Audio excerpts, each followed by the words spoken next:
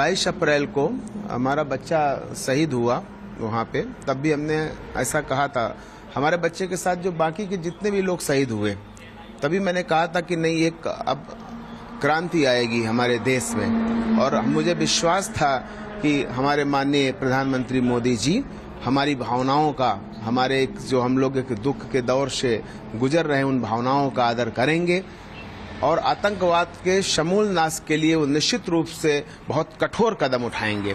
आज रात मुझे 2 बजे जब जानकारी हुई कि हमारी भारत की सशक्त सेनाओं ने उस आतंकवाद के समूल नाश का जो बीड़ा था उठाया था, उसकी शुरुआत कर दी है, तो मुझे लगा कि नहीं अब निश्चित रूप से आतंकवाद का सर्वनाश होकर ही रहेगा।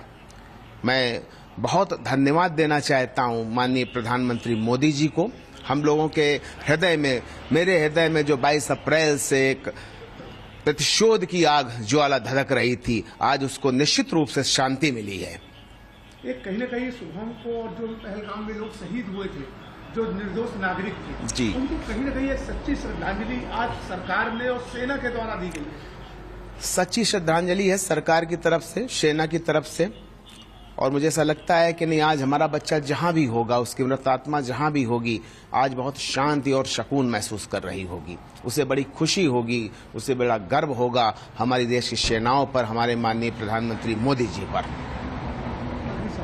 क्या चाहते हैं आगे सेना से और सरकार से क्या मांगे, किस तरह की कार्रवाई आगे और होनी चाहिए? देखिए, हमारी सेना का जो कीर्ति है, पताका है ना, वो पूरे इतिहास उठाकर देखिए, पूरे विश्व में वो कीर्ति पताका फहरा रही है। आने वाले समय पर आतंकवाद के समूल नाश की वो कीर्ति पताका पूरे विश्व, पूरे ब्रह्मांड में फहराएगी। माननीय प्रधानमंत्री मोदी जी का मैं बहुत धन्यवाद करना चाहता हूं और मैं आगे ऐसा चाहता हूं कि जब तक ये आतंकवाद पूरी तरीके से समूल नष्ट ना हो जाए, तब तक ये कार्रवाई नहीं रुकनी चाहिए। मेरा पहले भी ये कहना था कि इसके लिए चाहे जितना बड़ा युद्ध लड़ना पड़े, लेकिन इस बार निर्णायक जंग होनी ही चाहिए।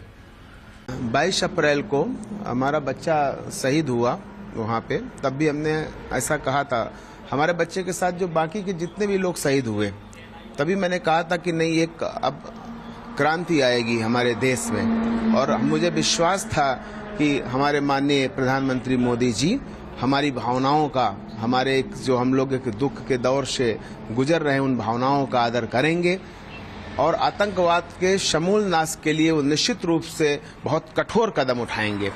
आज रात मुझे 2 बजे जब जानकारी हुई कि हमारी भारत की सशक्त सेनाओं ने उस आतंकवाद के समूल नाश का जो बीड़ा था उठाया था, उसकी शुरुआत कर दी है, तो मुझे लगा कि नहीं अब निश्चित रूप से आतंकवाद का सर्वनाश होकर ही रहेगा।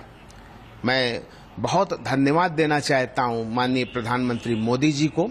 हम लोगों के हृदय में, मेरे हृदय में जो 22 अप्रैल से एक प्रतिशोध की आग ज्वाला धधक रही थी, आज उसको निश्चित रूप से शांति मिली है।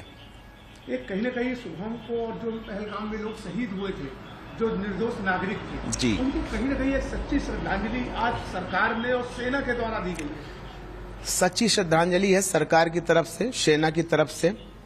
और मुझे ऐसा लगता है कि नहीं आज हमारा बच्चा जहां भी होगा, उसकी मृत आत्मा जहां भी होगी, आज बहुत शांति और सुकून महसूस कर रही होगी। उसे बड़ी खुशी होगी, उसे बड़ा गर्व होगा हमारी देश की सेनाओं पर, हमारे माननीय प्रधानमंत्री मोदी जी पर। क्या चाहते हैं आगे सेना से और सरकार से क्या मांगे, किस तरह की कार्रवाई आगे और होनी चाहिए? देखिए, हमारी सेना का जो कीर्ति है, पताका है ना, वो पूरे इतिहास उठाकर देखिए, पूरे विश्व में वो कीर्ति पताका फहरा रही है। आने वाले समय पर आतंकवाद के समूल नाश की वो कीर्ति पताका पूरे विश्व, पूरे ब्रह्मांड में फहराएगी।